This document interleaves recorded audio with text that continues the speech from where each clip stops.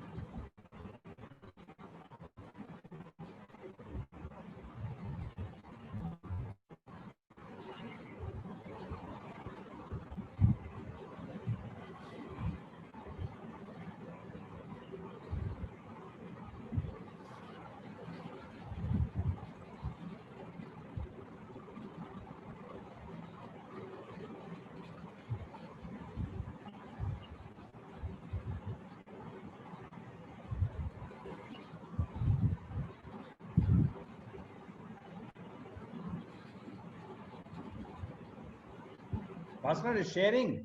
It's not happening, just hold on. Sharing. No, when I play keynote. Yeah, now it is sharing. Yes, you have to make it full screen. Has it come full screen? No, not yet. It's full screen here. Let me see.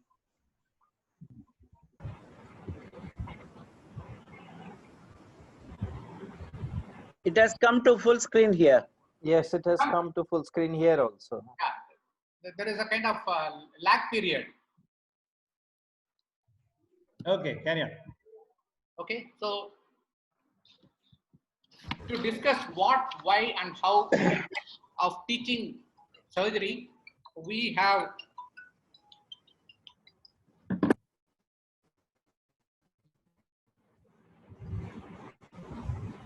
Professor Dayananda Babu.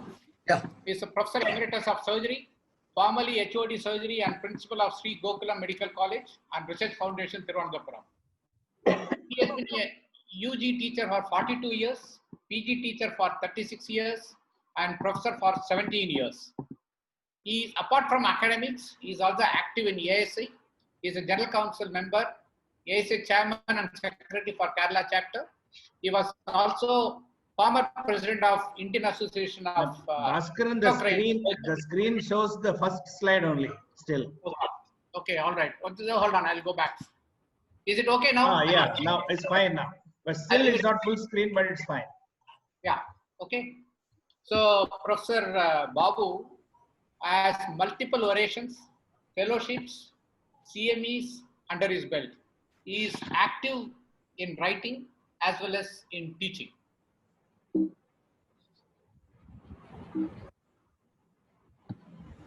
He is known for these two books, Clinical Surgery Pearls, which is in his 3rd edition. Most exam-going students have this book. They learn about the pearls in general surgery from this.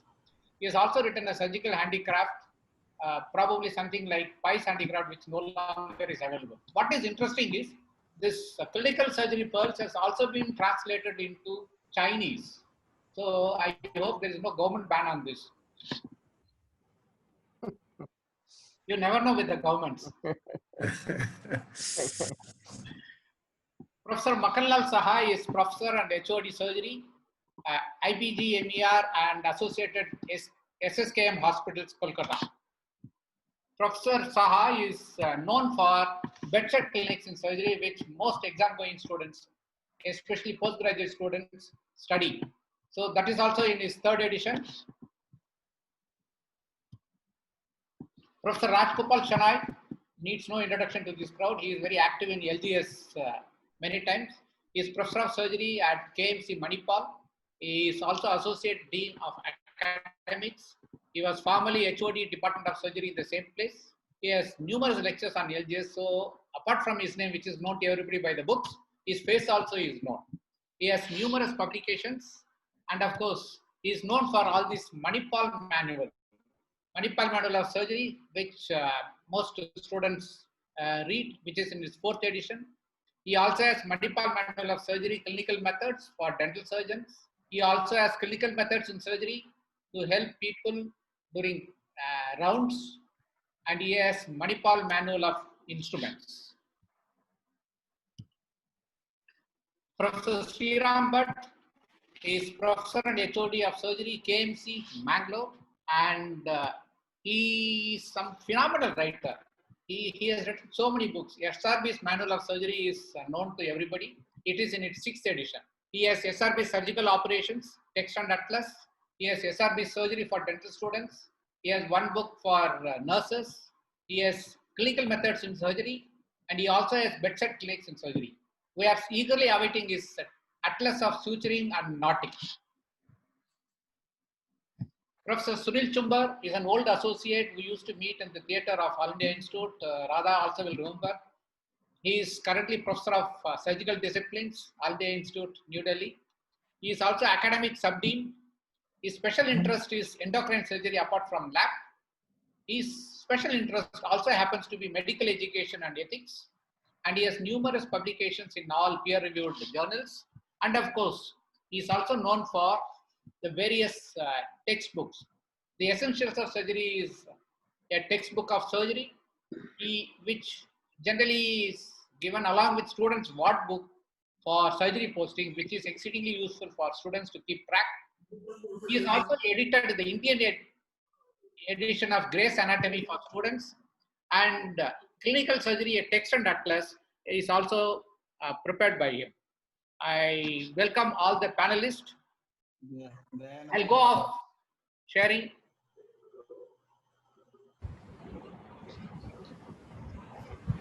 Okay, let's start the discussion. The first question is, writing a textbook is not an easy thing. I mean, when I write a chapter only, I find it exceedingly difficult, and I like to stay away from so many other things. But being active clinicians in teaching and in busy hospitals, I wonder how these people first had the interest to start. May I start with Professor Babu to tell me how he got the interest to write the textbook.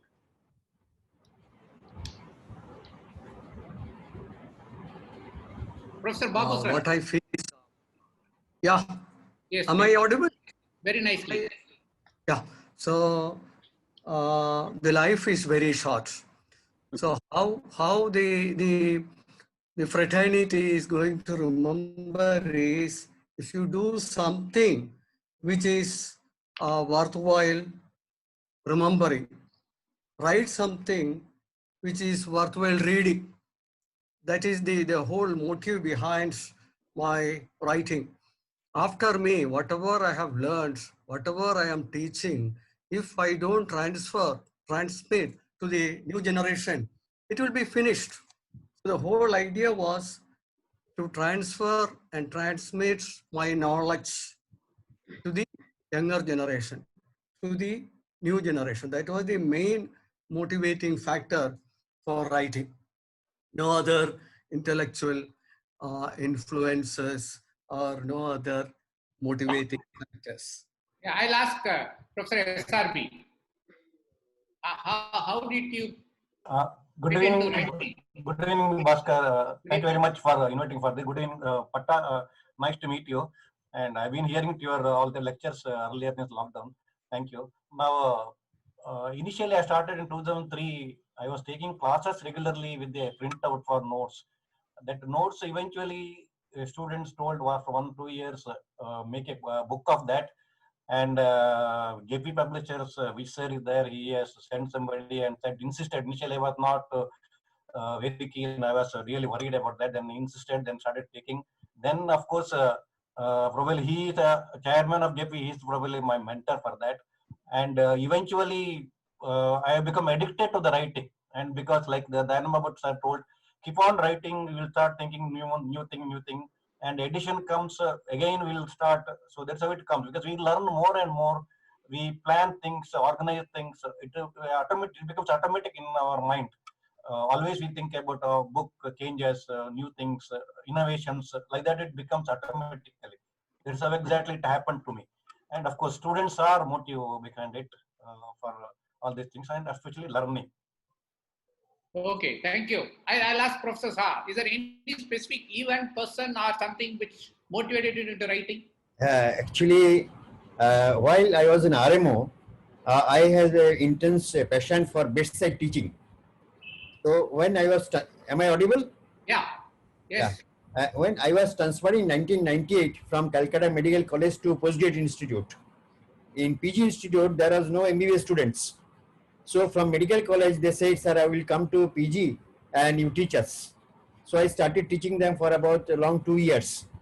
So in that course, I covered the almost whole of clinical surgery, and whatever I said, they used to write.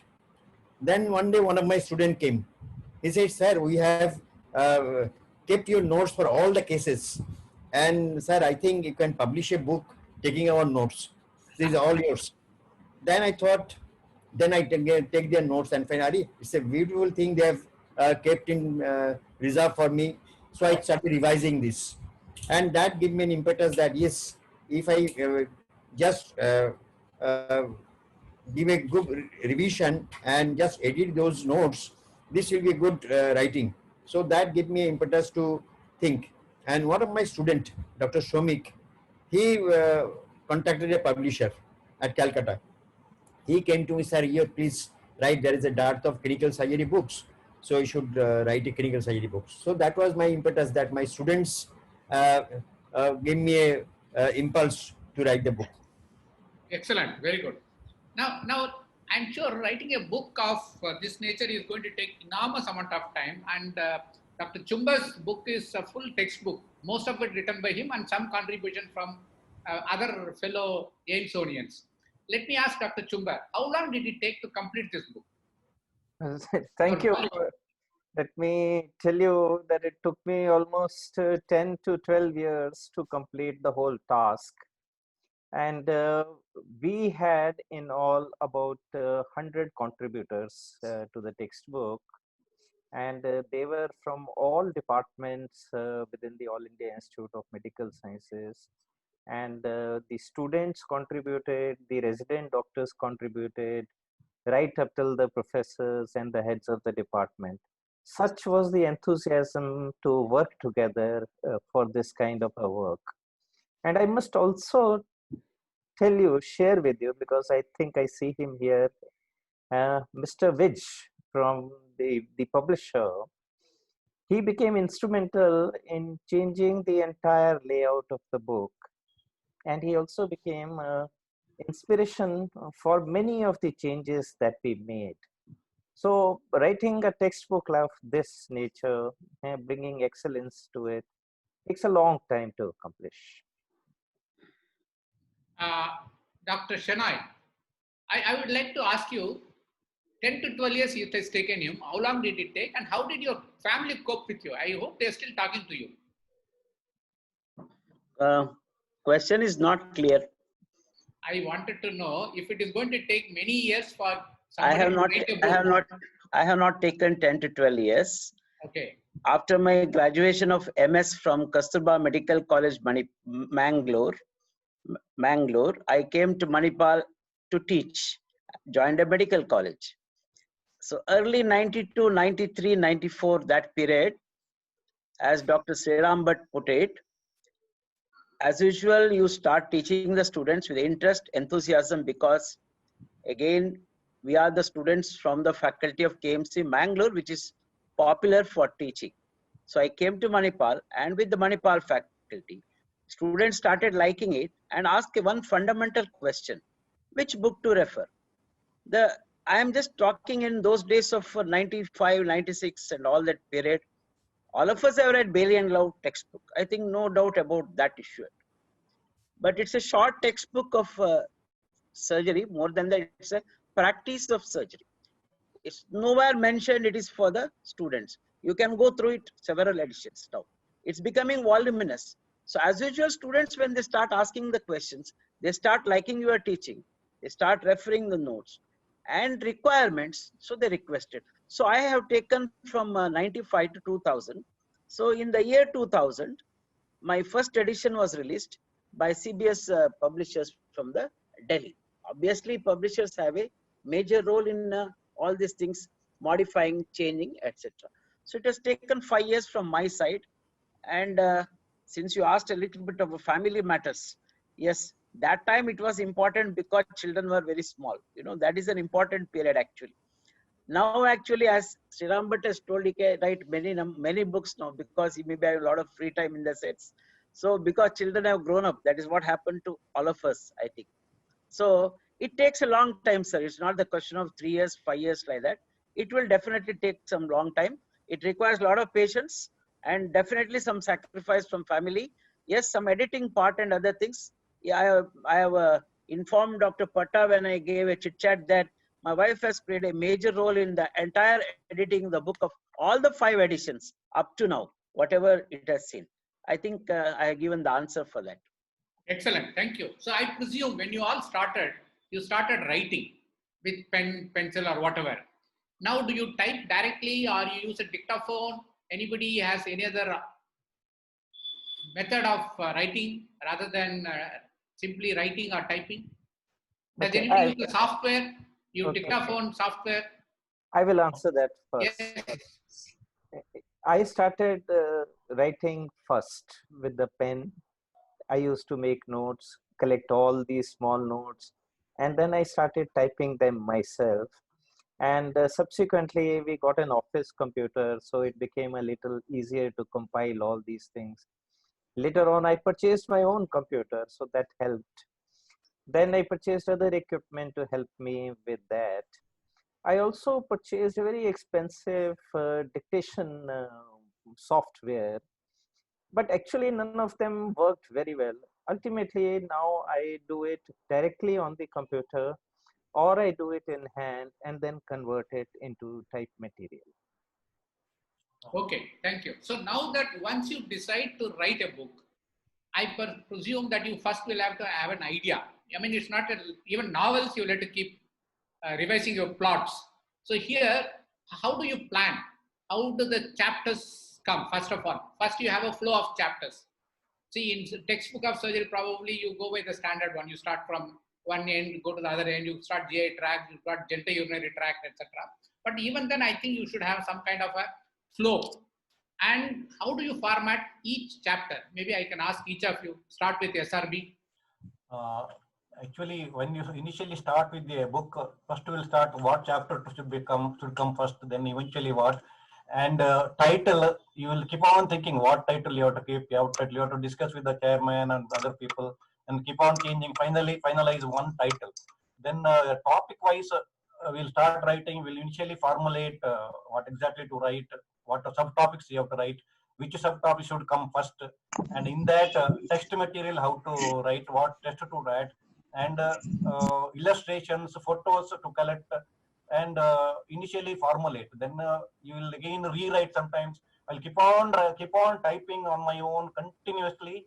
Then finish 1 page, 2 page like that in computer, and then after that I will see the what written. Then I will re-edit it. Sometimes I feel this sentence is not good. Re-sentence it like that. Keep on doing it.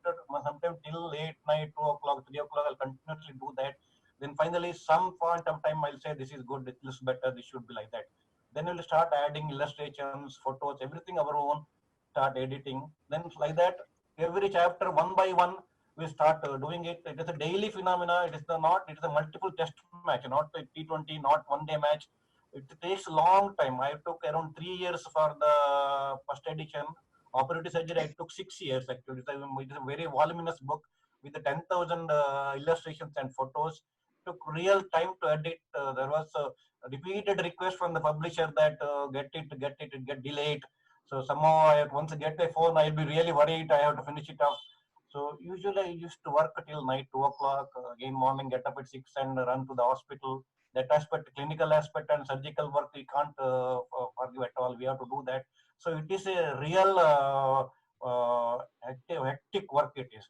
And of course, editing English, you have to correct. That my wife used to correct English, and spelling mistakes you have to correct it. You should not do spelling mistake. In spite of that, lot of mistakes will be there, but you have to make it bare minimum mistakes, both spelling, sentence, and you have to create a sentence, and this sentence should be lucid and should be orderly. There should be a flow of matter.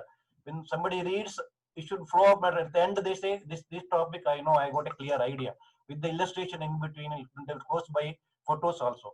So it takes a lot of time to plan it. It's a real planning. Once publisher say we are coming out with a book, then immediately I start thinking how to do that, how many chapters, how to plan, what to write, what not to write, how to refer, what diagram, everything diagram we have to do on our own. Like that, it takes, so it's a flow. You have to refer many books. You should not do mistakes as much as possible. Then material should be in orderly, it should be acceptable. It should be very clear. Students should accept it and should be able to remember it. They should be happy. Finally, at the end of the day, students should accept and should be happy, satisfied about the work and book. Yeah, I presume probably it may be slightly easier when you write point style, but if you write text, it becomes a little difficult. Babu sir, how do you make it readable? The readability factor, it should flow nicely. There should be kind of a link between one sentence to another. It should not just, so how do you work on that? Say for me, my planning is totally different because my book is mainly a clinical exam oriented book. So how I choose topics is based on long cases, short cases, radiology. So it's a exam oriented book. Always, whenever I read a chapter, a series of questions will come to my mind. So I will note down that questions and then I will try to answer those questions. This is how my topics are coming in my book. So I try to answer all the questions which is coming to my mind. And second thing is, whenever I read something, I will try to define it. Once you define it, the problem is solved.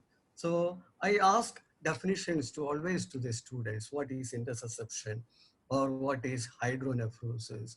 So whatever the thing which I am teaching, I will ask what is it? So you define something, half the problem is solved. Then I always give some checklist. Now it is not because that they don't know the points, various points in the examination.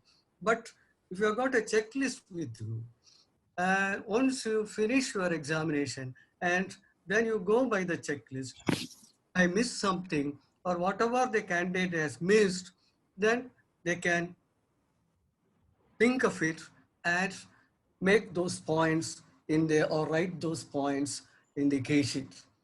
Similarly, the various flow charts.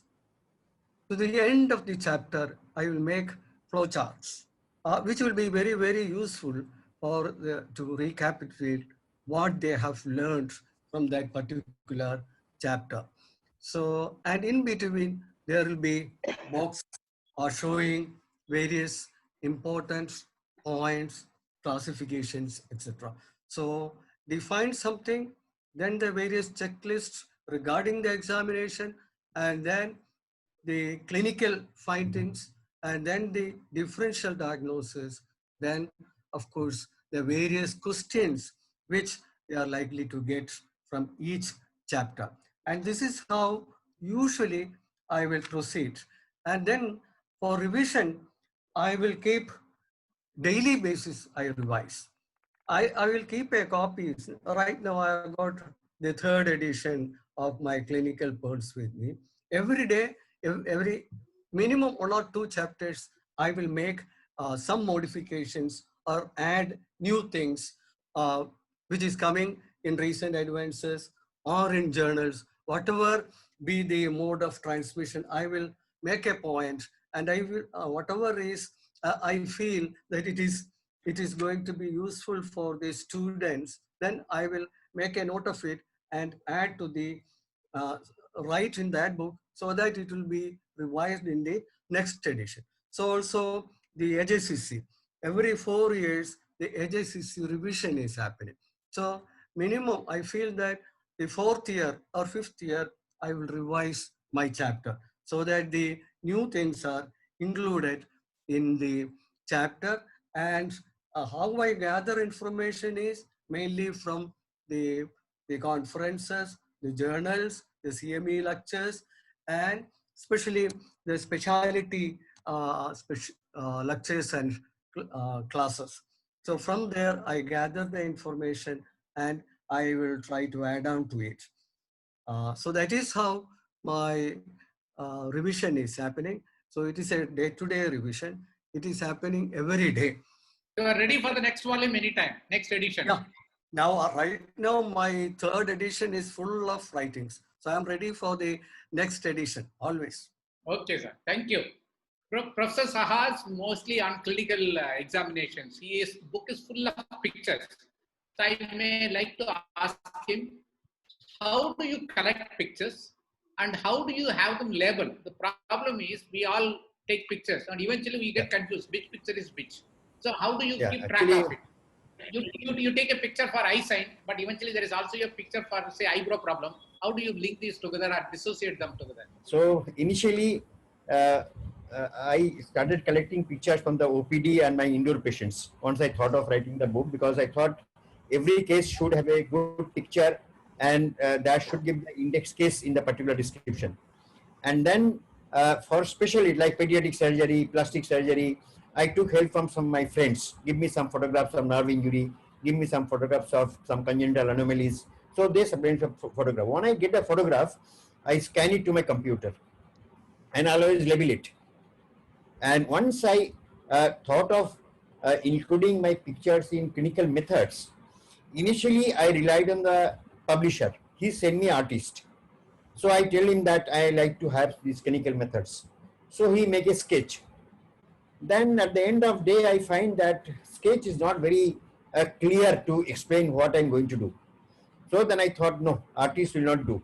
Then I learned the students, and then the age of digital camera came. So one of my students has a very good digital camera. He said, sir, you demonstrate the method, I'll take the photograph.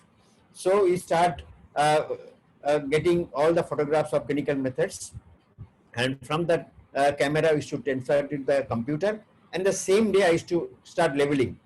This is von Graff's sign, this is this. So at the end, when I got all the photographs in my computer, my what was still full of those photographs from first edition. So it was not difficult for me to find out which picture is to go where. So I used to take to the computer and label it immediately.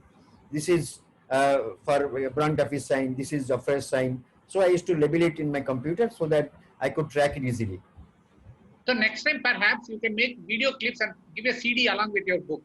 Yeah, so yeah. it will be probably even more useful to students. But I have. Yeah, now to raise that point, I'll ask Dr. Chungar, do you have artistic help like Dr. Saha got? Because sometimes you need line diagrams, you need something beautiful, because sometimes the photographs are not very illustrative. How do you use these line diagrams, sketches? Do you do it yourself or use some help? We can't hear you. Dr. Chungar, we can't hear you. No, we can't hear you. You probably will unmute. No, we can't hear you. Hello? Can you hear me? Yeah, now we can hear you. Yeah. Okay. Now I generally do all the diagrams myself, and I take help from my students, my resident doctors. So we make a first a rough diagram, and then we sit down and we try to improve that. Once we have done the improvement in that, we think it is good enough, then we do partial coloring also. After that, we send it to the publishers. Now, whatever publishers I have worked with, I think mostly JP Brothers, JP publishers, they have very good team to do all the artwork for you, especially the diagrams. And once they have made the diagrams, they'll keep sending you the proofs. You can make changes on them.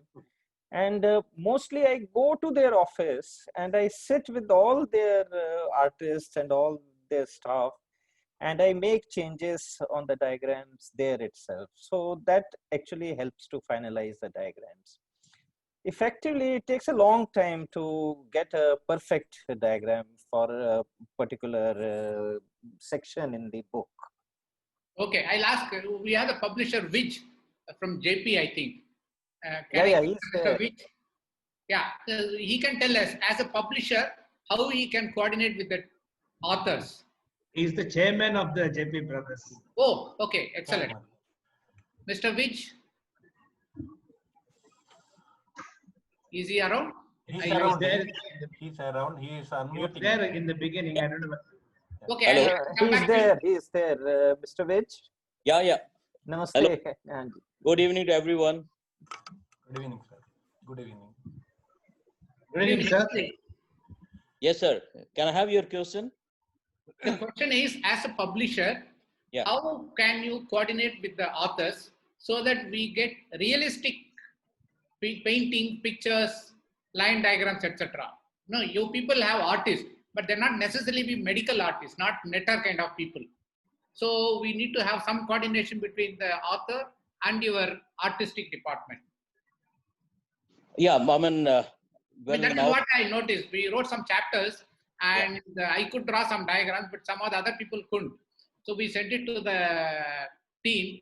They made diagrams, but they had no concept of the structures, the thickness, thinness of tissue, etc., etc. understood. Sir, now we had completed 50 years in medical publishing. And in our medical publishing, we have about 200 people working in Delhi, only in the publishing.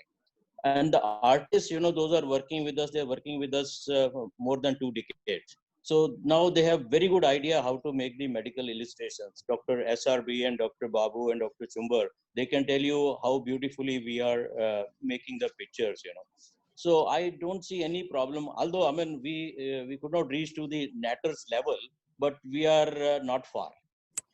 Excellent. In the olden days, we used to have a medical illustrator in each anatomy department. I Yeah. wonder whether we still have qualified people with enthusiasm now. You see, Okay. you must have heard about Dr. Inderbir Singh. He was a wonderful artist. I never seen such a beautiful artist, in my career, I remember I went to Lahore and went to the medical college, King Edward Medical College. I saw on the blackboard, the gold medalist is Dr. Inderbir Singh, the first gold medalist. Okay. So I mean, he is such a, and he has taught many things, to our team, especially the artist team, how to make the diagrams. When it's a hats off to him, now he's no more, but he was a legend, in the medical industry. So we learned many things from him, and now I think we have some wonderful artists. Dr. SRB and Dr. Babu, when they completing the book, they used to visit our office, stay there for 5, 6, 7 days, 8 days, to finishing the work, and then they very closely interact with the artists, and they usually they sit about 10, 11, 12 o'clock midnight, to work with the artists, and then next day morning 6 o'clock they will come to the office. So I don't see any problem in diagrams, Okay. So next important thing is proofreading. I mean, it really bugs me whenever I am to review an article that there are so many grammatical mistakes, syntax errors. So now I'm sure that is something which is there always in everything. So how often do you need to proofread? How many times? and who is the final person to say, yes, this is adequately proved? I'll ask Mr. Viju only.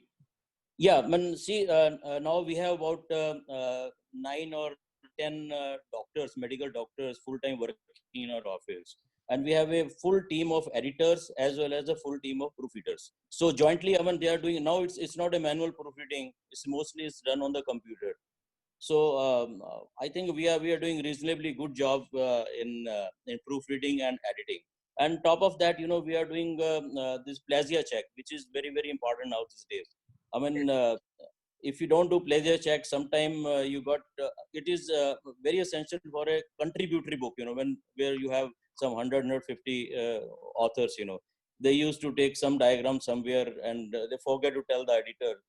So that is a very important job we are doing for plagiarism check. And then editing is another very important part, is done by all the doctors and the team. And then it comes to the proofreading. So proofreading, we are doing a fairly good job. Excellent. Thank you. So now we come to a very important aspect. All universities, MCI, etc., it gives a syllabus.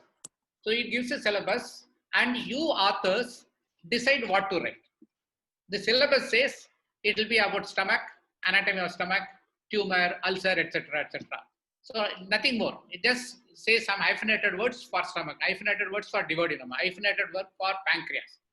So you people eventually decide what the student should know. So in other words, you are the people who change the thinking about surgery generation of students. So how do you realize or fix what needs to be written in your book and why? And what you think is not necessary? Let me start with Professor Chumba. Thank you. Now that's a very difficult question. Now mainly because of two things. One is we are dealing with patients. We are creating a generation of doctors who are going to be handling patients, who are going to be operating patients all their life. So we cannot in any way restrict their process of learning. That is one. Number two, I come from an institution where we are not looking to bring the student to an average level from a far lower level. We are taking our students to a very high level. And we want our students to be performing consistently at a higher level all their life. So we are actually not restricted by the curriculum of the MCI. But without doubt, once we have done the complete book, we see the curriculum just to ensure that we have not missed out one particular area or anything. And that's how we deal with the curriculum. We would like to have our students reading our books and performing excellently. So in other words, you would rather give little more than reduce. Definitely. Okay, let me ask Dr. Shenoy, what is your philosophy on this? The requirements of a student about 20 years back, when I first wrote the book, and a requirement of a student today after 20 years, there is a huge difference. The first important point. Second is nowhere in our country there is a sharp line. This is expected for a MBBS student, and this is expected for a postgraduate student. This you need not know. That is just something which has created a major problem in our curriculum basically.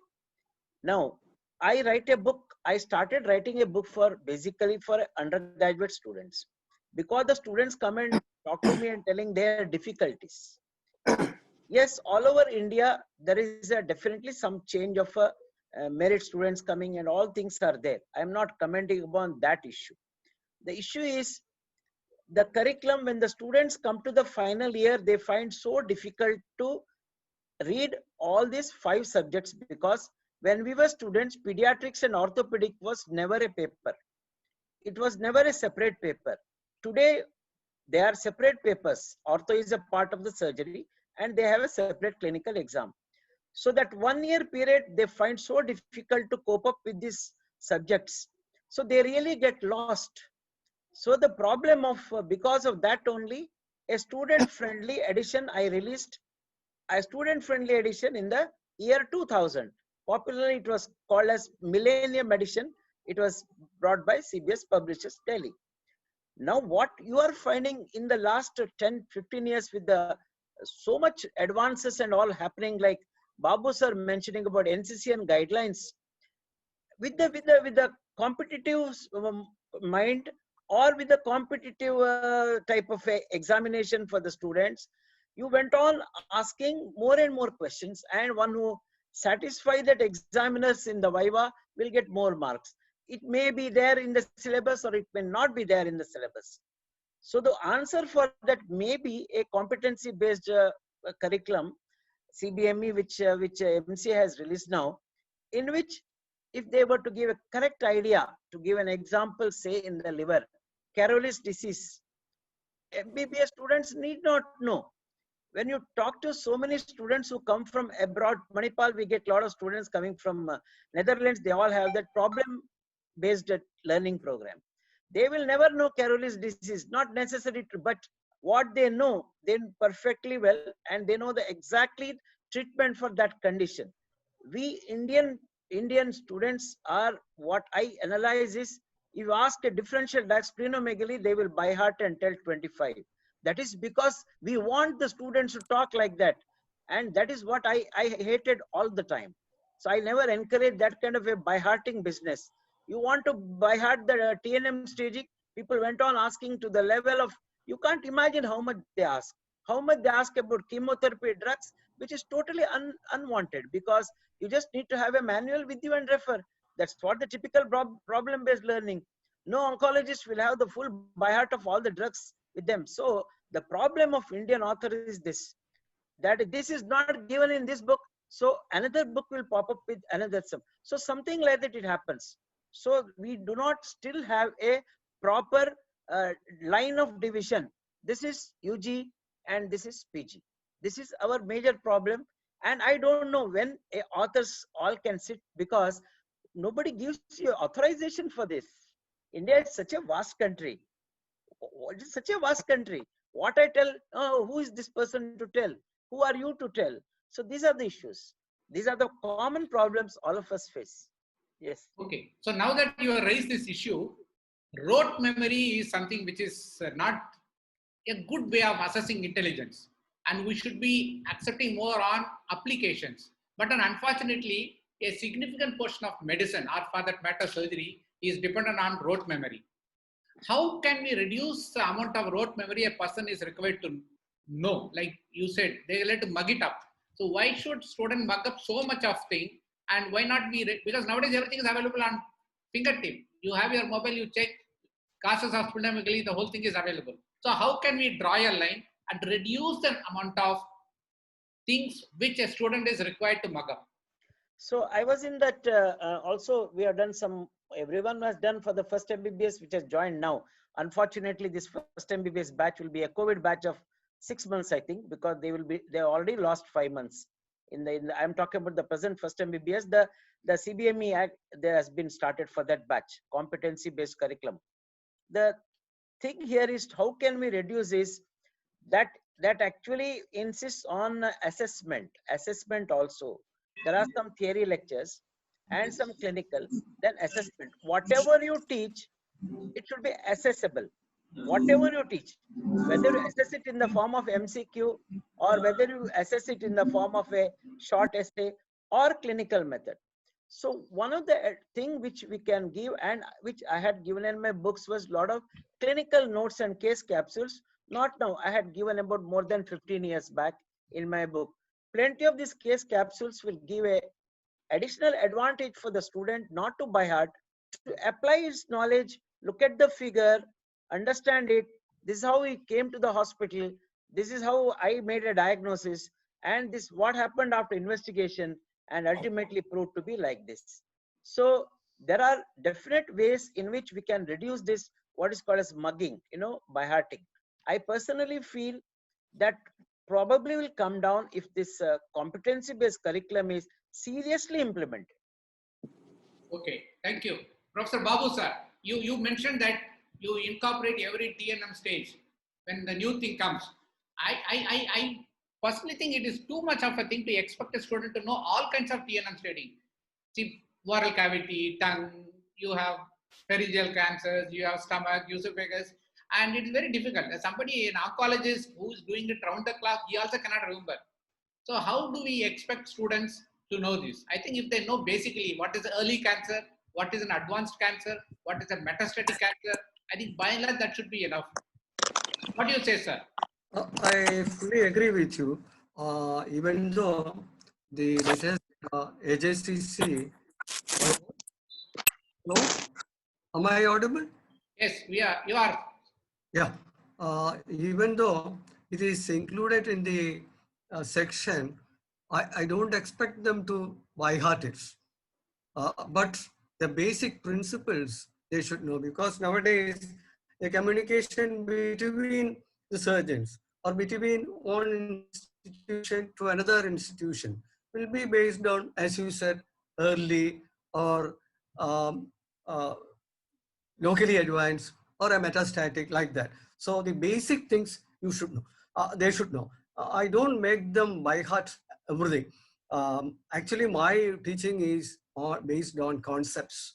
If they understand the basic concepts, they don't have to by heart at all. Say, for example, a example of carcinoma breast. Why a breast should be removed? What is the basis for? They don't have to by heart. Why the entire breast should be removed for a small tumor in the breast? That is one concept. Secondly, why patients should get chemotherapy, all patients. Why? What is the reason? Because it has got a systemic part also. So I stress the fact that it is not a local disease. It has got a local part, it has got a systemic part. So you have to do a local treatment and a systemic treatment. And then in between, the residual tumor is there, or breast conservation is done, then you have to irradiate the rest of the breast. So based on the concepts, if the students start learning, then I think they don't have to by heart everything. Similarly, as you said regarding the TNM also, they should know which stage. It not be 1A, 1B like that, but whether it is an early case or whether it is a locally advanced or whether it is a metastatic, because the management will change. So if somebody see a case, metastatic case, and then they start aggressively doing surgery, I always give some historical aspects also during my clinical teaching, because say, for example, Halstead, how aggressive a surgeon he was. In the history, it is written that when his mother developed acute cholecystitis, she put her in the kitchen table and removed the gallbladder. So such an aggressive surgeon, and he thought that the entire process is a local disease. A local regional attack will solve the problem. So why I am always updating my book is we have to do evidence-based medicine nowadays. So I always stress the importance of evidence-based practice. Otherwise, you will teach some Hippocratic things, Hippocratic science, which are not at all relevant. So whatever the surgeon or the future surgeon is going to do should be based on evidences. I don't like them to remember things by anecdotes. My professor used to do like that, so I am following that. That part I always stress to the students, don't follow anecdotes. My professor must have done so many things in olden days, which I am not supposed to do. So always I will quote, preferable to say to the students, the evidence is in favor of which treatment, which modality of treatment, which type of surgery. So the new generation surgeon should know what is the evidence for doing what type of treatment. So that is why the updating is not for them to by heart, but always the student should know the concepts. Any clinical condition, they should know the basic concepts, and if they know the concepts, then there is no problem. Okay. Thank you. I'll ask Professor Saha. We teach people about the spread of malignancy, for example. So abdominal malignancy, we look for supraclavicular lymph node, left axillary lymph node, umbilical area, PR for rectal things. Many of the students just by heart the name, they have no concept why only supraclavicular lymph node is involved on the left side, not on the right side. If a left axillary lymph node is involved, why left axillary lymph node is involved? Why there is something in the umbilicus as a nodule? So why don't we teach them? Because if they know, they understand the implication and about that. Yes, Professor Saha. Because your book is mostly on clinical demonstrations. And I think they should understand why left axillary lymph node is to be looked for in a patient with abdominal malignancy. You need to unmute. Yeah. Actually, what Dr. Babu was saying, once you go to our basic syllabus, if you find your syllabus says carcinoma stomach, so in that case, basically a student has to have the knowledge of TNM staging.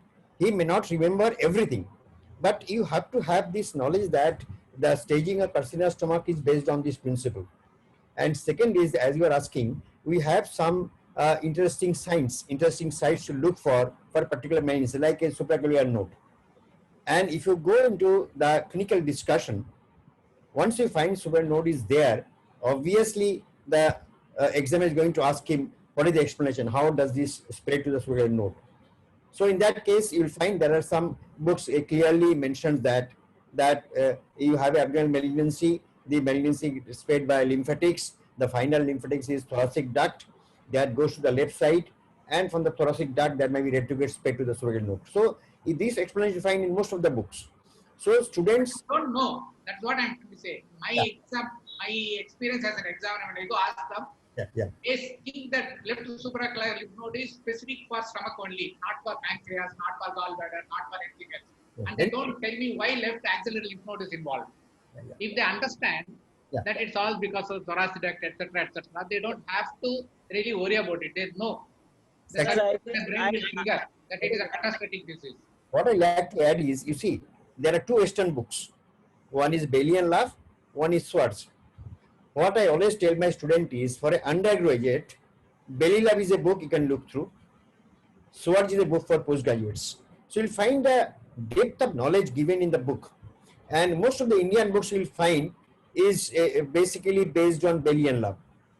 And Bailey and Love is a book where you have a depth of knowledge which is not very extensive. You go into Swartz, you will find you have 20 pages for out of 3 pages in Bailey and Love. So we have to choose, because syllabus says carcinoma stomach. In MBBS carcinoma stomach, in MS carcinoma stomach. But most of the examiners are very rational. They understand that MBBS students should know up to this, and they don't go beyond that usually, most of the time. But there are some exceptional students, like Dr. Chembura saying, AIM students are very advanced. So for AIM students, the standard will be different. So when you write a book, your book should have these informations. What I did in my book is, I make some font as italics, and those are the fonts which may not be read by MBBS students. So they are the information which are mostly for advanced students or for postgraduates. So you cannot keep writing, you cannot delete something, then the advanced work. Hello. Yeah. See, you need to unmute. Yeah. Actually, what I think is, as my understanding of writing book is actually in 3 levels. One is first level is those who are finished first year and coming to the beginning to the clinical side, where you have to they have to go through the most of the photographs, where they see photographs, and that photograph picture will be helpful to identify the clinical pictures and diagnosis. And second level is final year students, second, third year, fourth year students, where we need to have a reasoning and concept wise, like what Professor Dan Babu told. So where they need some reasoning, it is not mugging up. If you have a material with the reasoning, they should be able to remember it and recapitulate by understanding rather than mugging. So reasoning is very, very important in each topic. And further level, for postgraduates, even though it is said that there is no book is sufficient and complete for postgraduate because they have to know everything of many topics. Even then, for them to have a little high advanced material, we should add so that they can also use this one. Or who are, like you said, young students or very good students, they want some more to recapitulate or remember, understand. You add on to these things. So you should have a 3 level of material in a reasoning. If you give a material with the reasoning, with the illustrations, with the adequate photographs, it should be an adequate book. And the TNM or staging, you have to give because it is you are writing a book. So they should know. They did not mug it up, but they should be there in your book for their reference anytime. They can't go through some other book for referring when needed. Suppose patient comes with a carcinoma of breast. They want, when they read it, they should read it. They should understand. They don't require to mug it up. In the exam also, they can say, I have gone through it, I know, but I can't recapitulate. That's fair enough. But they should have material in our book. Otherwise, book becomes incomplete. It should be adequate enough to have a reasonable, comfortable knowledge to whoever do the medical graduation. That's very, very important when you look at the book when you write the book. Second thing is, we are already, previous question I'm answering, that the proofreading. There are 3 levels of proofreading. One is, first proof is immediately once you give the manuscript, first proof comes from the publishers. That you have to read the lot of mistakes than what initially you thought photo illustrations like this. So you think it is wrong, We are allowed to change, you have to allow to increase the pages, you have to allow to alter everything. So we take a lot of time to do the first proof reading. There, that point of time again you read, you correct the spelling, correct the sentence, everything. Then it goes back to the publisher, it comes back again second proof, and second proof again you are not you can change some photo that base, but again final touch you give. Then finally third proof, you don't increase the pages, but readjustment, some small sentence changes. And last one is, in main books, we go to the publishers, stay there day and night for 6 to 7 days, then sit with the and same way we sit with the designers, people there, and finalize the pattern, photography, illustrations, everything. Where we eventually it goes for the printing. That's how exactly we do the proofreading. Usually 3, 2 plus 1 and final. And this is the levels which I always keep in when I write the book, with illustration, with photographs. Okay, thank you. So, Now I would like to ask all these. Yes, Dr. Shenoy.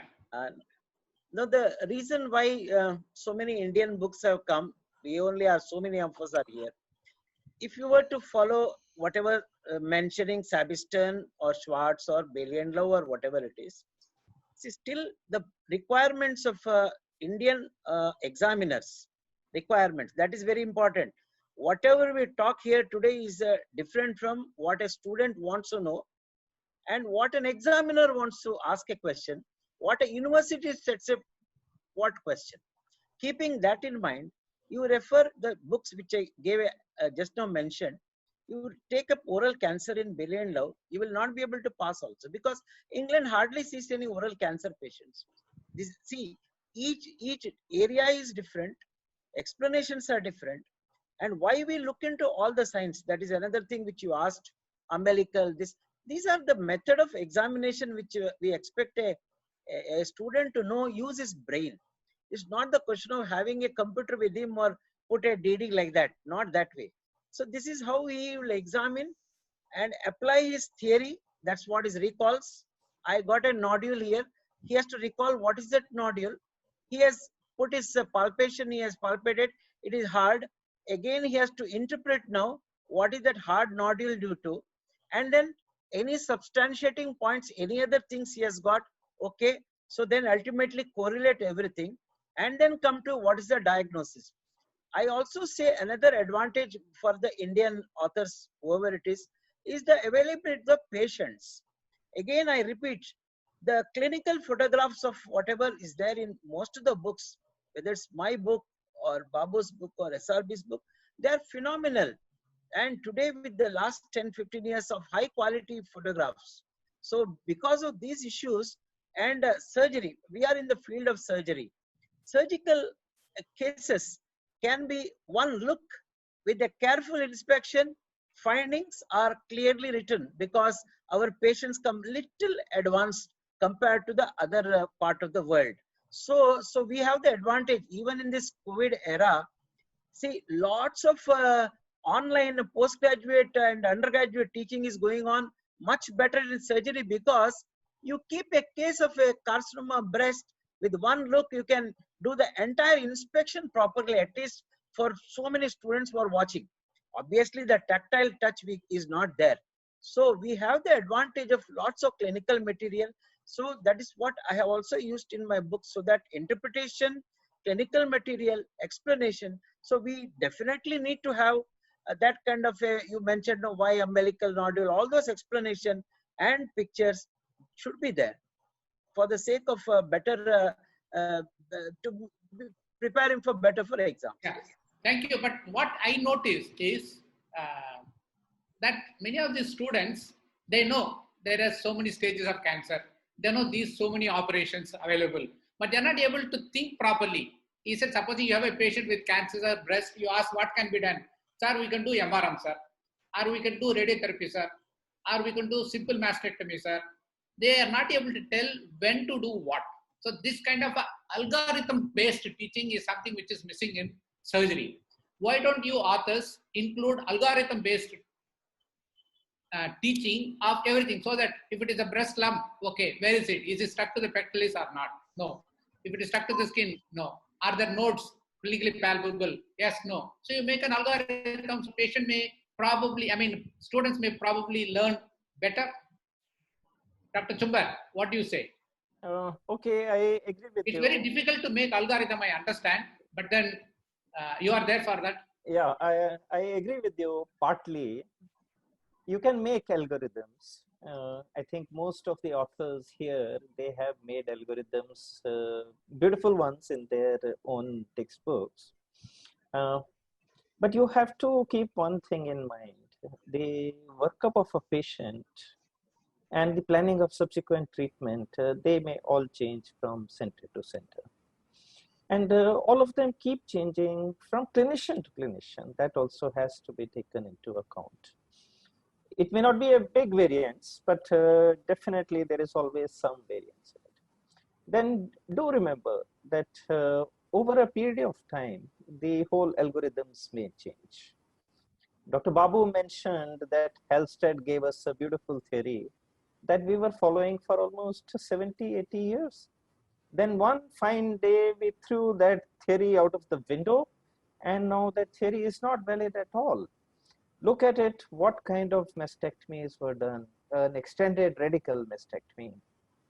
And what is the mastectomy which we are doing? It is called a lumpectomy at best, or conservative surgeries.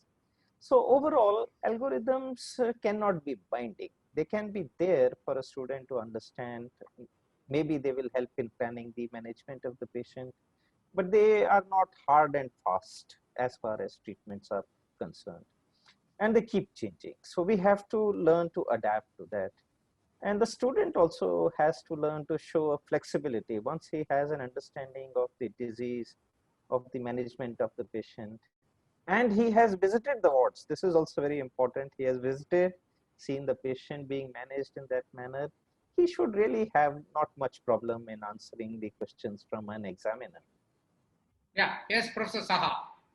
Yes. You let unmute. Please unmute. Sir, textbook is textbook. You have all the informations. The question you are raising, this is based on particular patient scenario. Yes. That has to be learned on the bedside. No, And maybe no, it may not necessarily. Let's say acute pancreatitis or let's say splenic injury. So you ask a patient, what is the treatment for splenic injury? He says splenectomy, sir. Or in certain situations where facilities permit, you can do conservative. Now you should know which is the condition where you can probably do non-operative. I'm just giving an example. Sir, Yeah. sir, I think those things are already there in the books. Yeah. Number one. Number two, those things are expected to be taught by a medical college teacher. Number three, those things a candidate is expected to know and learn. It is not that it is not there, sir. It is there. No, I'm not saying it is Yeah, bad. What I'm Bhaskaran, trying to say, No. Some There's- student see, might there is not. emphasis on clinical medicine. A patient comes to the ward and the students come and see him. But in acute cases, the students don't see. So that is where the textbooks will have to tell the person what needs to be done, because there is no. Bhaskaran, if I can interrupt here, see, textbooks cannot give everything. There are specific textbooks for specific purposes. The textbooks of undergraduate, postgraduate level may not go into the details of all these. That's where the clinical medicine, the bedside No, medicine. they that also I have- agree. My Yeah. point is the emphasis is on clinical medicine. A thyroid swelling, the patient is there and the students is taught. An acute condition, the patient is not there and the students cannot touch him. So how does he know? Emergencies, head injury, how does he know how to manage blunt injury abdomen? How does he know how to manage a perforation? And I think most of the textbooks written by all these authors have all that is required to certain level, because you are a high-end clinician, you see all complicated cases. You may not find answers in any textbook for that matter. A lot of it comes by reading these textbooks. You have basic knowledge from where you build up. We can't make the entire all scenario possible in these textbooks. No, I mean, that's my take. More so, Sir, And- even after 20, 30 years of experience in the working in a good hospital and all, we also fumble somewhere. So these are things which has to come by experience. I cannot say that you by reading Bailey and Love or Sabiston, a student or a PG becomes knows Okay. everything. No, it will never happen, sir. Those books are there for a broader knowledge to be given to the students, to give a broader concept. And so whereas the clinical presentation, clinical findings, you said about lump fixed to pectoral, lump fixed to fascia, lump fixed to skin. This is something like a permutation combination, sir. We cannot give a full answer for that. One sir. case, it may have a node in that situation, one case with node, without node, one case with nodule in the liver, without nodule in the liver. See, whole system. Yes, that is what makes learning sir. No, sir. complex Just, and interesting. No, just algorithm is of no use unless you have got knowledge and concept. Okay. No, Without those things, just bugging it will become another mugging part. That's the only thing. So algorithm per se is of no use unless you have got a backup knowledge and concept. That is True, I agree. of that. No, Dr. SRB, my saying Yes, is, sir. in the current scenario, you have a doctor who has finished his MBBS sitting as a duty doctor. If he gets a hernia, breast lump, he has enormous amount of time to check, read, prepare. But he gets an acute condition, be it a pneumothorax, be it abdominal hemorrhage, something, he should know. That's what I'm trying to say. So we should have an examination pattern and our textbooks suited for this. Sir, I think what you are referring is a protocol. Yeah, protocol or whatever. Rather, is it that you are trying to say? Protocol or algorithm, you should know. Because these two things are slightly different. Because if somebody comes with obstructed hernia, what he should do is actually a protocol. Yes. What can happen or how it happened is algorithm. See, textbooks can give an algorithm also. Yes. We can also give Also algorithm. can be made locally. So again, exactly, local. Bhaskaran, can I ask a question? Yeah. Sir, actually what we see, a majority of the guidelines given for any treatment are Western. For example, say NCCN guidelines and other guidelines or anything, majority of it is not practical in our situation. How do you deal with it? In your textbook, would you say that NCCN says so, but practically this is only possible? How do you Indianize treatment protocol? I think many Indian pathologists, only Indian surgeons can suggest treatment. We can't follow Western guidelines. How do you deal with that issue when you write your textbooks?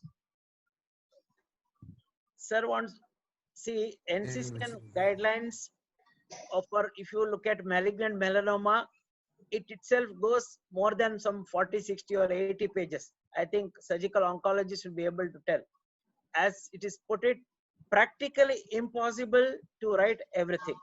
Starting from, high level of interferon to all the treatment, whatever is there. But as Professor Dayananda Babu has put it, sir, we should put it in our book because it is evidence based.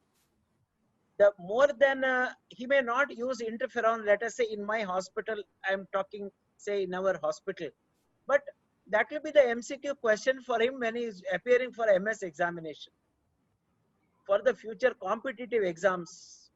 So that is one of the reasons why we should go on. Addition is not just to add only oncological things and other things. Addition is always to give some information which is available in the world, which should be put in the book to say that it may not be used in your setup, but it has to be used for you to gain higher marks. That is the only issue here. So best thing is, whenever we write, I write a question with a star there. Give the answer of whatever is done in your hospital, like in your setup for a hernia or whatever it is. If robotics, I do not have a robotic facility with me in our institution, no point in telling that you do a robotic esophagectomy, that is the best, because you are not even seen one or not even done one. So at least keep that caution to the students. That's what I do. Yes, I think the option on therapeutic availability in other places should be considered, and we should be evidence based. So the best evidence says robotic prostatectomy, for example, has Yes. superior results compared to open prostatectomy for malignancy. I'm just giving an example. Now, when we are now coming to evidence-based medicine, there is a significant lag period between published literature that comes in journals and eventually it comes into textbooks. For example, many surgeons nowadays are treating acute appendicitis conservatively. I've been doing it for almost 6 years now, but it doesn't come into textbooks, at least not in Indian textbooks as far as I know. When do you think it will come? It won't come, because I have a feeling eventually appendicectomy is going to go out of surgeons' hands. No. Sir, it has come long way, sir. The treatment of acute appendicitis conservative, treatment of breast abscess is aspiration. It has come long back in Indian books also, sir. It is Not there. that we don't. That is the reason why this change in the It has addition. come to our book, sir. We might not have put the reference. That's Yeah, the only thing. that All studies we are not put because it is not necessary for student level to know which studies, how many studies, what journal. It is not necessary like in Western book because it will be overburden to them. It is there. Okay, I would like to ask the authors, can we make textbook reading little more fun? I mean, you can give some anecdotes. I mean, it will make you remember, make it fun to read, maybe a little bit of history. I read Bhaskaran, I think most of the textbooks have such things. Like, and whether you, unfortunately, they didn't read them. Actually, if I you have see, got in my book. I have got quotations and individual each like Graves disease. Graves quotation is there. Like that, all quotations of original historical people's quotations I have put in my book in most of the places, and bottom quotations also there. That will be fair enough. And you can't increase the page like that. They look at the page also, number of pages also. example. History is one. So similarly, how can we make textbook reading little more fun? I mean, you can make teaching little more fun. So is there any way we can make books little more fun to read? I know writing book itself is very difficult. To make it more fun, it's more difficult. Dr. Chumba. Sir, one thing Okay, is that if you I'll add, tell you that if you I add would, more, if you add more fun, it will lose the charm of a book. Number one. So the only way to make it interesting is, don't make the book more complicated. That's all, the very simple way to put it. Book should never be made more complicated by giving lot of controversies. That is one of the important things. It has to be a simple language, and it has to be simple format, and one should be able to read it. One should be able to understand it better. That is the only issue here. So when you put too much stuff and with too much complications and too much of this, then the book reading becomes difficult. I really don't see any student ever come and asked this question which you asked me right now, that how to make the book reading with fun. I really don't know. This is not a comic, or this is not a Sherlock Holmes story or something like that. My personal. okay, I want to add. when I do it for the students, I try to make everything very simple. I Yes. go on through the text and I see how we can make it much simpler. So I do that.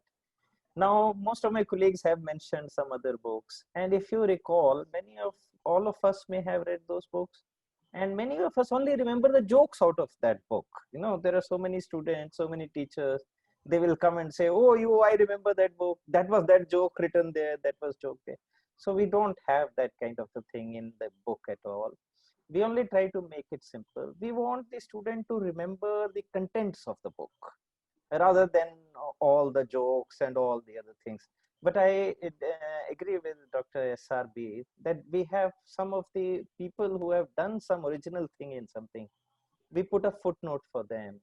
We put a footnote for Indians who have done something and who have made us proud. Where we have our own opinion different to the available literature, we put that as an asterisk and a footnote. So the Indian practice is also, you know, put forward there.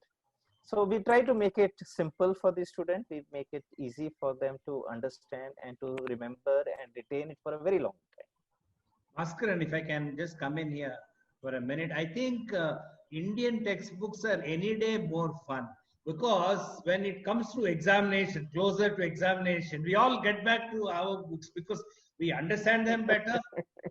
We Yes. can finish off a textbook very quickly. We retain almost everything.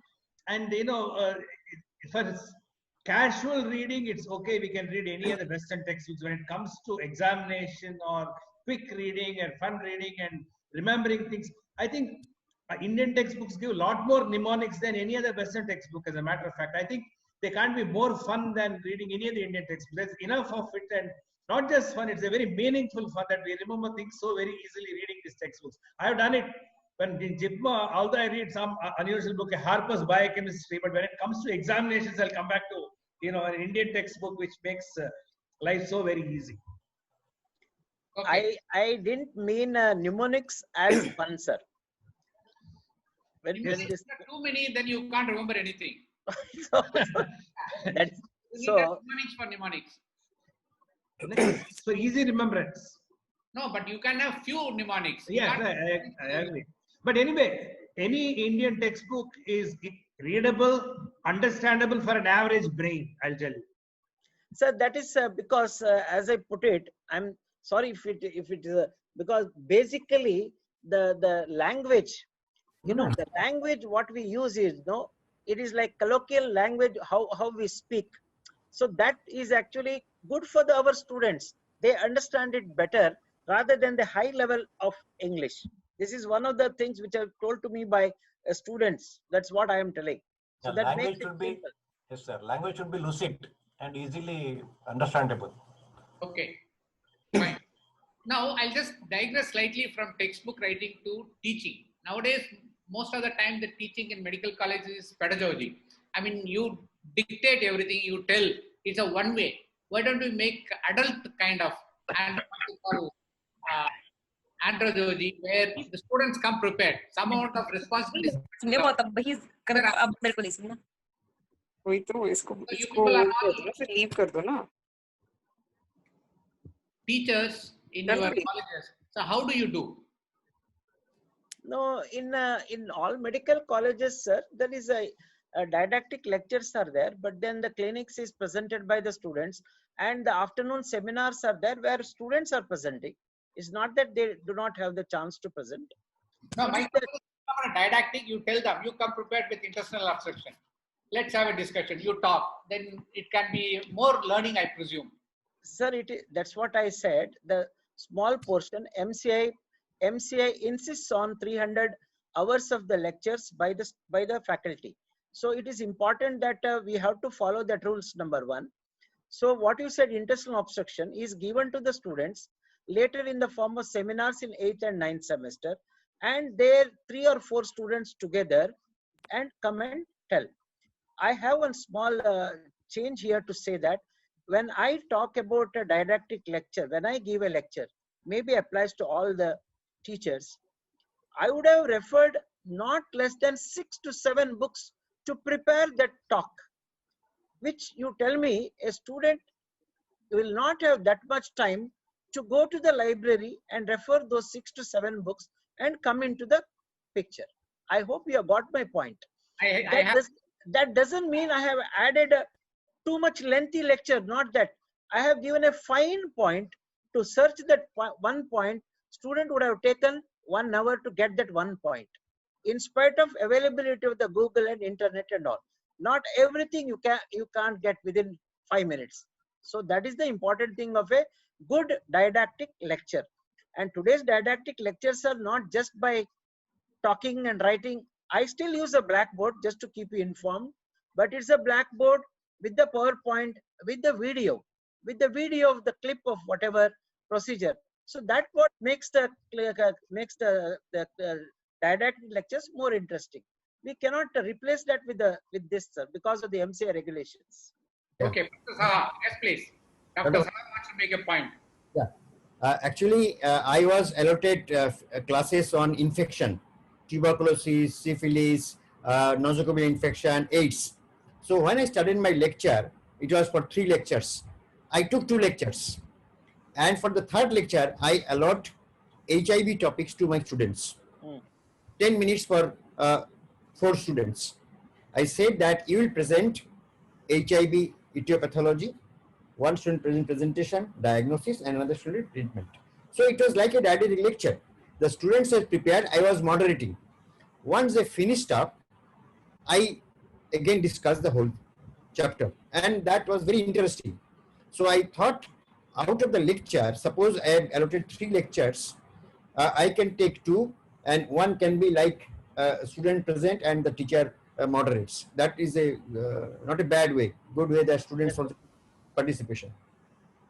Okay, another issue I notice is that many subjects or topics are common across disciplines. For example, acute pancreatitis. The physician, I mean, it is there in medicine, it is there in surgery. So when you write a book on acute, in your book, you write about acute pancreatitis. That student has to read from a medicine book also. So why don't you reduce your acute pancreatitis even to only surgical requirements? Rest of it he can read from medical book. I mean, just what I'm thinking. No, sir, because little bit concept you have to give. You can't just write surgical aspect, because it is asked in a different way actually. They will find difficult then to read their half, read here. When you give a surgical aspect, little bit concept you have to give. Otherwise, they won't understand the surgical aspect. No, eventually, You will be knowing it. medicine book also, surgery book also, I'm not talking. Their expression is different. Our expression is different. Yes. Even the concept is same. Our presentation is different. So our See, presentation is to the surgical side. adding on to Dr. Bhaskaran, what you said, in one of the universities where I went, medicine question paper was amoebic hepatitis, surgery paper was amoebic liver abscess. So I asked the student what you wrote in medicine. He wrote whatever I read from Davidson, amoebic hepatitis. And what you wrote for amoebic liver abscess, I wrote from Bailey and Lowe. So what I'm trying to tell is, these things are slowly getting changed. Again, I am coming to that competency-based curriculum. There it is written very clearly. Medicine people need not teach amoebic hepatitis. Medicine people need not teach acute pancreatitis. If you decide, it is between the college to decide. It is written very clearly now. These overlapping subjects can be avoided if you follow that curriculum. That's how it is. But I agree that it should be with the surgeon's domain, because complications has to be understood better rather than learning the etiology and pathology. Yes, sir. What you have to give, sir, basic concept. Otherwise, how will you just surgical? It is incomplete. Nobody will read the surgical aspect. They'll say it is incomplete. Why can't we involve them?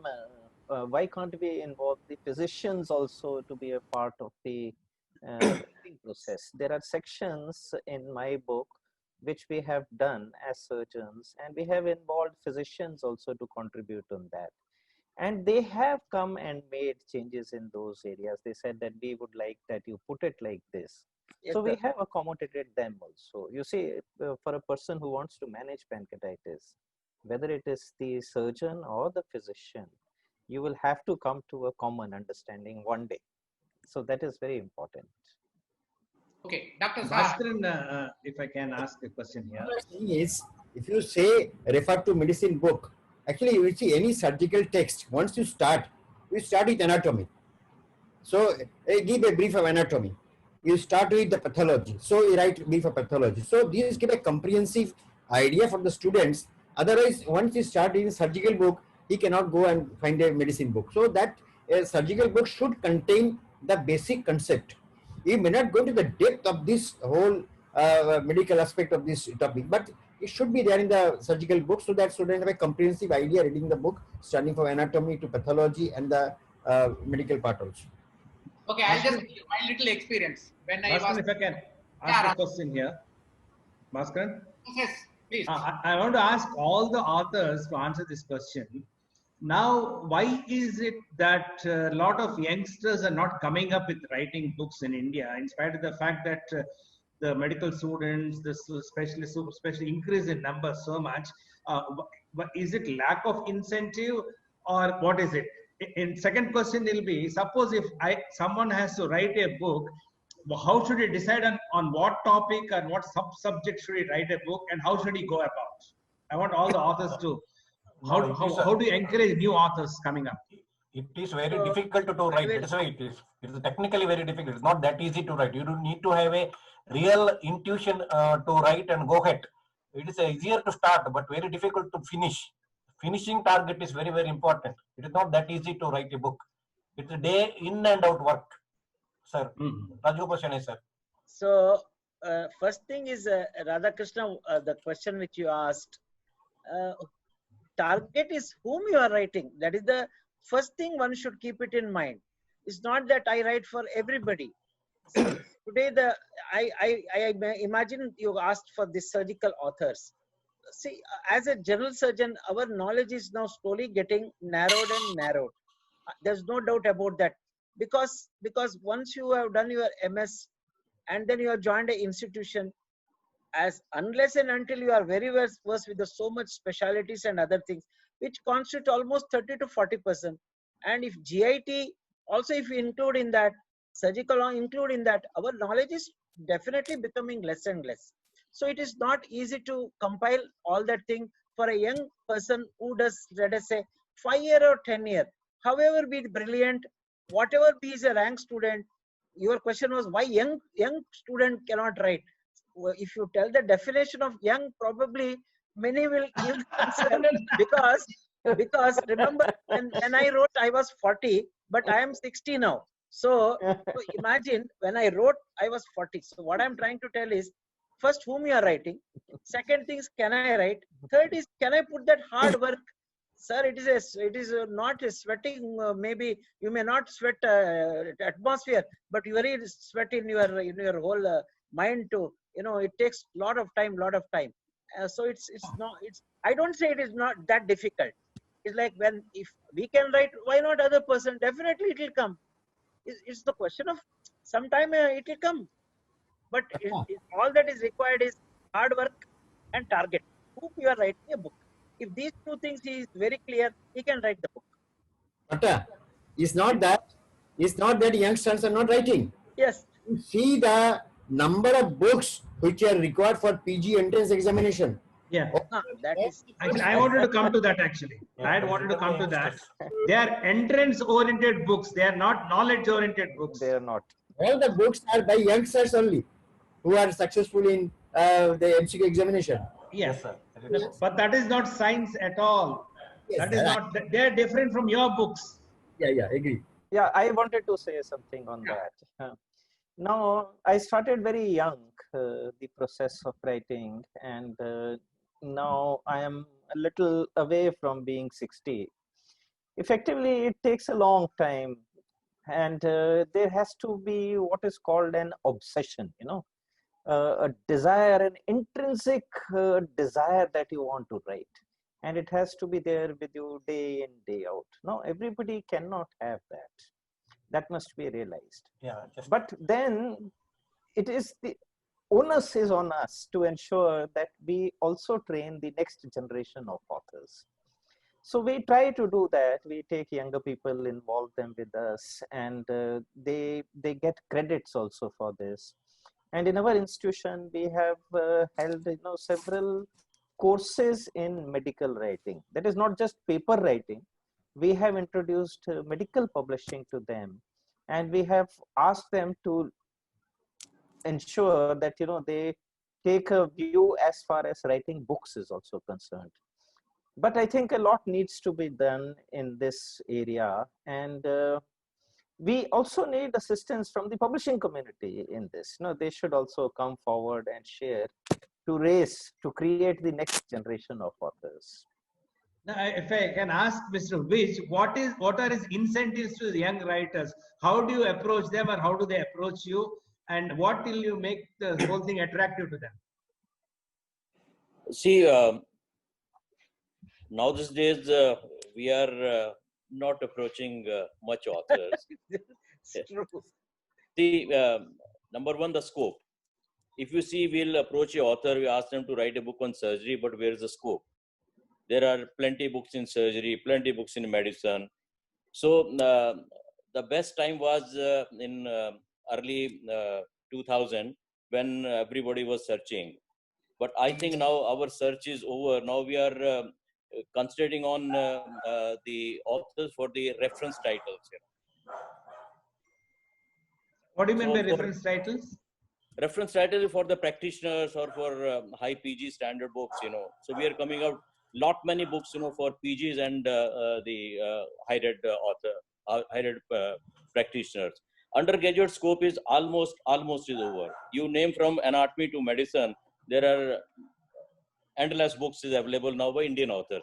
And the foreign authors, they are facing a lot of difficulty now established in India. You see, for example, Grey's Anatomy. Once upon a time, that was a Bible book. Still, it is a Bible book, but it's not selling. Now it's selling about hundreds.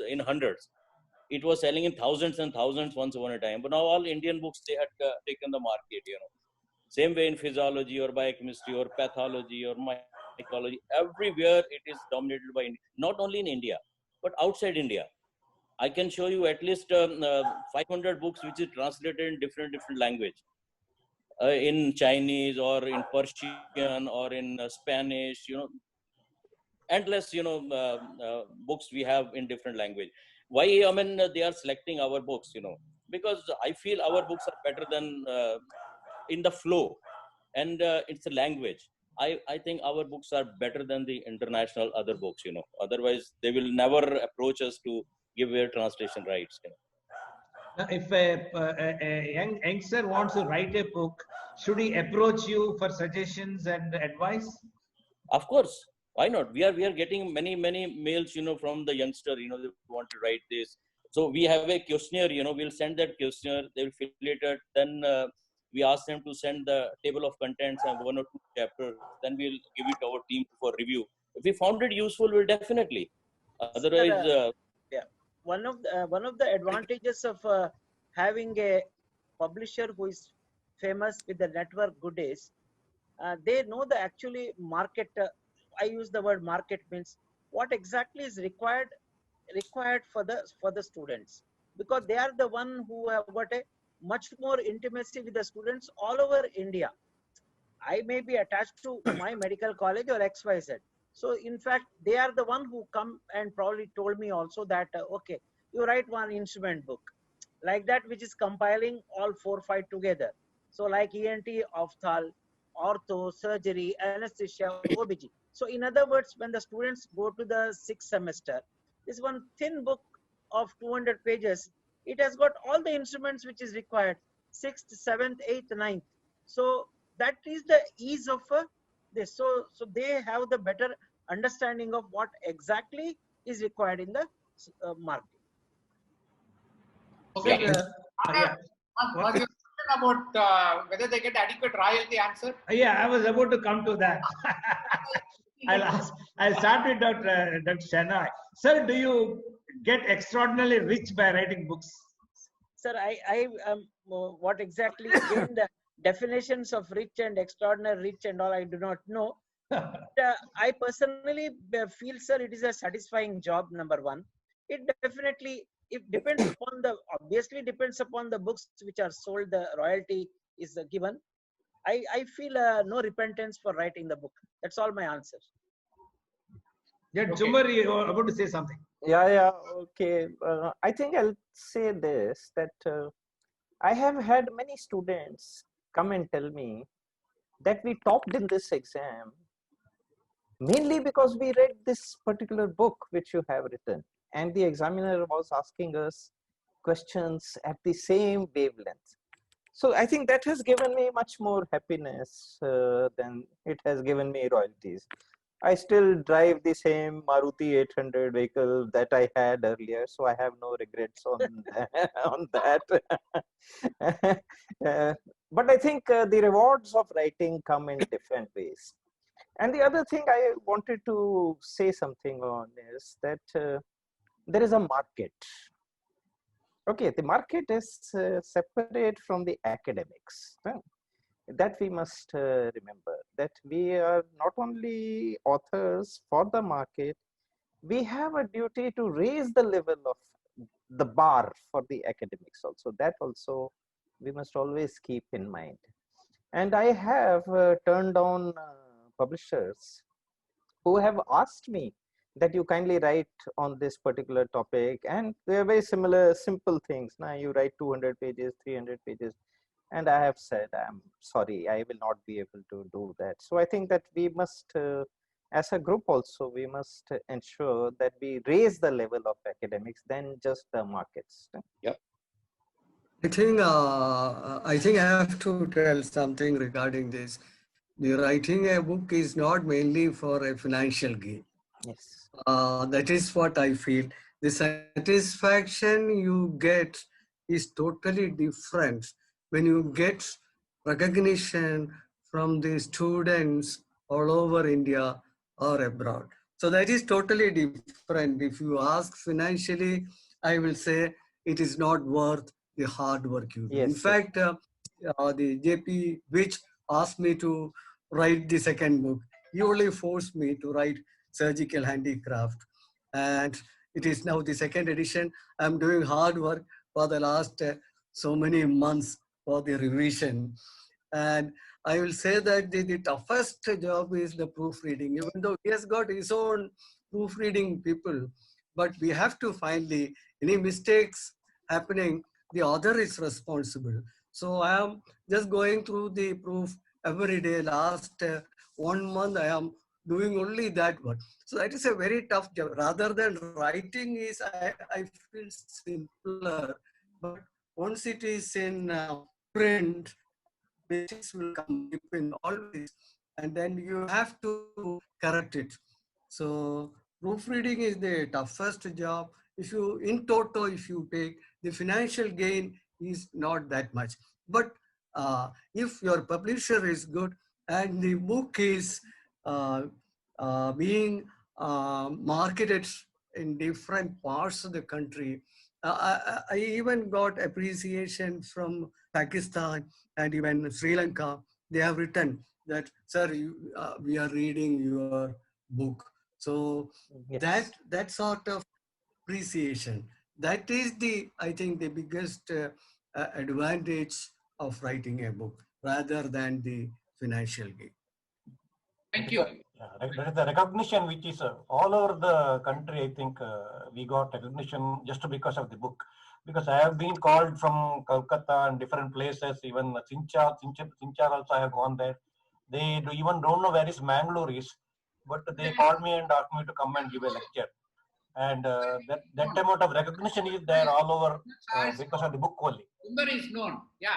People may not. As Dr. Dayanand Babu has told in the initial part of his, when we started, one is it gives the satisfaction, and second thing is the transferring the knowledge, whatever you are having, which has come to us from my teachers, especially the clinical art is something which is not given in many books also. It's difficult to get.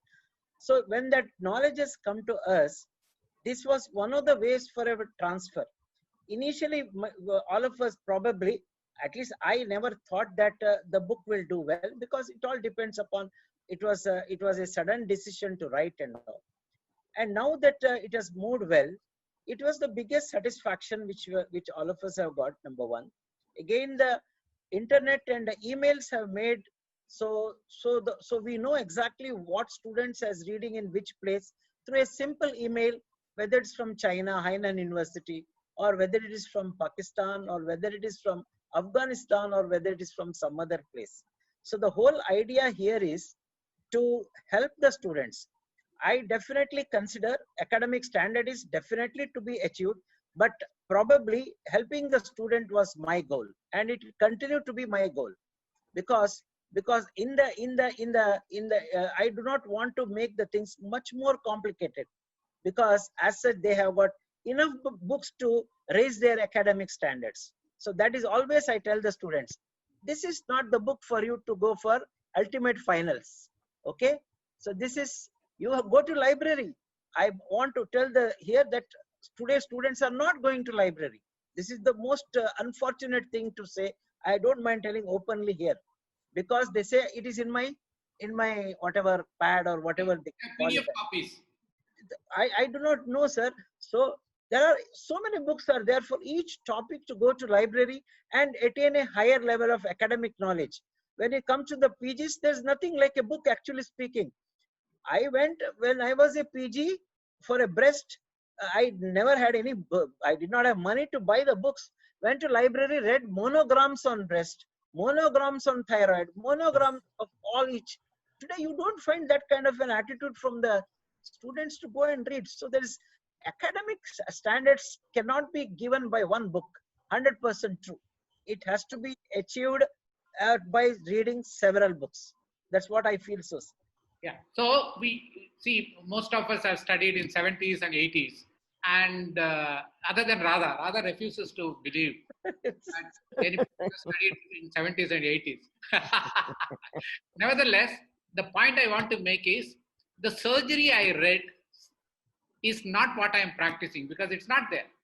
I mean, as an intern, as a PG, I used to do so many truncal vagotomies these days. Now it's not being done. And the main surgery which I do now was not something I learned. Laparoscopic surgery or bariatric surgery is no longer there anywhere. Not there those days. So what I'm trying to say is, should we still write about so much of duodenal ulcer, various surgical procedures which are used for duodenal ulcer in the textbooks now? And what can we write about preparing them for the future, the direction in which surgery can move? Okay, I'll start with that. Every chapter has some history, which is a part of the background of that chapter. And over a period of time, all chapters will change, from one edition to the other, they keep changing. Like if you go back and read the chapters on pepticles, remember it used to be almost 150 pages in a major textbook, like Mango and all that. All of them have disappeared now, mainly because the understanding of this disease has changed. Now the question is that if you encounter a peptic ulcer, where will you get the surgeon to manage that? So that is why there has to be still some emphasis on those conditions which have not totally disappeared and which our students may still want to know about and may be dealing in the future. Every chapter should also have what is called as looking forwards, or something which is happening around the world and which may become a part of the regular practice.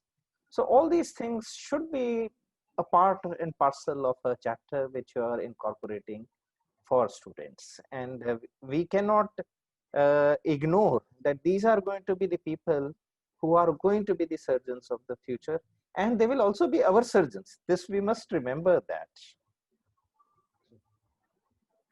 I think the surgeons, the training period is, I feel, the first 10 years, they learn how to cut. The second 10 years, they learn when to cut.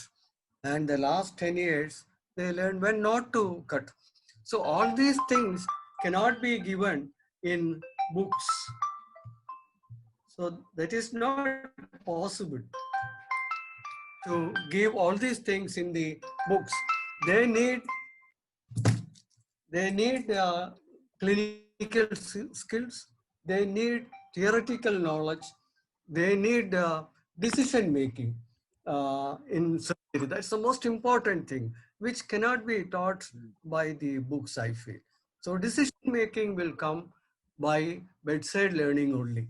So that is why I said how to cut, they will learn. But when to cut and when not to cut will come by experience and by a good mentor.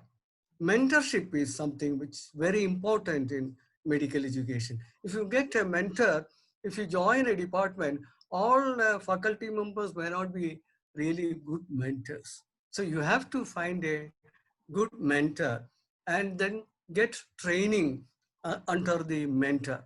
The mentorship is very, very important, and they will take you and they will guide you how to cut, when not to cut, those things. But basic minimum clinical skills and theoretical knowledge is important, and also decision making will come very slowly only. That is what I feel for the future. Of course, I have a question for Dr. Babu and Dr. Saha. I'll come back to you. There are far too many signs which may not have any relevance at present, because with better diagnostic modalities, investigations. For example, there are so many eye signs in hyperthyroidism. So do we still need to know all this? I don't think I am against too many signs, especially while teaching hyperthyroidism. If you look at the literature, you may get maybe more than 50 eye signs. So I don't think they should remember all those things. Minimum they should know whether the patient has got a proptosis or not, and some lid lag or lid retraction. And even if they don't know the signs by name, I don't bother. So I think the importance, clinical signs are still important, but I don't feel that they should know the signs. They should know. Point earlier that there is no standardization of examiners. So there will be one examiner who will ask for 8 signs. There will be some examiners who say, no, I don't want any eye signs. What investigation? Right. Yeah, Dr. Shanaik, you have a point. Yes, sir. That is the thing, sir. I fully agree with the Dr. Dayananda Babu, sir, that too many things. The problem is it's a fear complex which has been injected into the students. That is the problem. That is the problem. So if you know this, you will get this. So that is why one of the aims of this, again I repeat, this competency based curriculum is that it doesn't give importance to all these things at all. The new curriculum which I am talking about, whatever you do, it has to be accessible, interpretation, psychomotor skills, and recall. Yes, this is actually recall. What we are talking, science is nothing but a recalling from your memory. Maybe those days they would have done it because they did not have other means to diagnose. So that is one of the reasons. There is a beautiful art, no doubt, the clinical examination. But I think as a surgeon, sir, I have changed because I have understood this and I have changed. But some people will not change, and that is what is the generation gap. We are in this type of a generation. We are confused in the sense, suddenly you are enforced on to learn all about computers, all about mobiles, and again all about laparoscopic surgery, like what you said. So a bit of confusion is there. That is why students are worried. So they will by heart everything. That is what is happening. I have a suggestion. Like we also mentioned it. When all authors like you get together and make some kind of a recommendation, these are things that are required for MBBS level. Maybe beyond that can be kept for MS level. And if there is some kind of a unison between so many authors, maybe MC and universities may have to take cognizance of it. Now, sir, CBME syllabus has come. The MC has clearly given the guidelines. This has to be know, how to know, show how much to know, need not know, not to know. So we have to follow those guidelines. But is there anything? How much to know is not given. That's the problem. Need not know, it is given, sir. Need not know, it is there. Right. Must know, need not know. Only must know is important. Yeah. Bhaskaran, can you have questions from the audience, if any? There is a pyramid, sir. Yes, please. Yeah, Dr. Bhaskaran. Yes, please come. Yeah. Dr. Bhaskaran. Yes, please. Yes, sir. Yes. actually there are a lot of controversies among the examiners also. I find some examiner who will say that there is no role for percussion in hernias, but every book will say you have to percuss the hernial swelling. So there should be some consensus. You are right. There should be some consensus that what are the signs which are relevant, we still keep on practicing, and what you can say is not required. Because there are a lot of things you will find in All India classes also, these conflict come. Why do you say this is not demonstrable? So this thing, I think there should be a consensus, not in the authors. It should be a consensus where ASI should take a lead, because ASI is the largest body with all the surgeons. They can pick up a body with in consolidate in MCI, and we should formulate, yes, for each of these clinical areas, these are the must know. These are something we should know, and these are which are not essential. So there should be some consensus. Otherwise, this confusion will keep on going. What is clinically relevant in current surgical clinical practice should Yeah. be formalized actually. Yeah, that's what I'm saying. Science, we put it in the book. We never make them to remember and recapitulate. This is only for their knowledge purpose. They will read, and in the exam, I think they should not insist unless few only very common like Murphy's sign. Certain things should be remembered. All those numbers are given just for academic purpose. They don't require to mug it up at all. They should know the concept. So that is what you should tell. You should tell these things to the teachers, because in many exams, like sir told, examiners will ask uncommon sign, and they will say you don't know this one, and it should not be for even postgraduates. They don't require to remember uncommon signs. That is not the need of the day at all. So that is who somebody should formulate that. If you see the new DNB examination, and you find that they have switched on to more of OSCE, Yes. That exam pattern is going to reduce the examiner bias, because in that examination you will find a lot of examiner bias.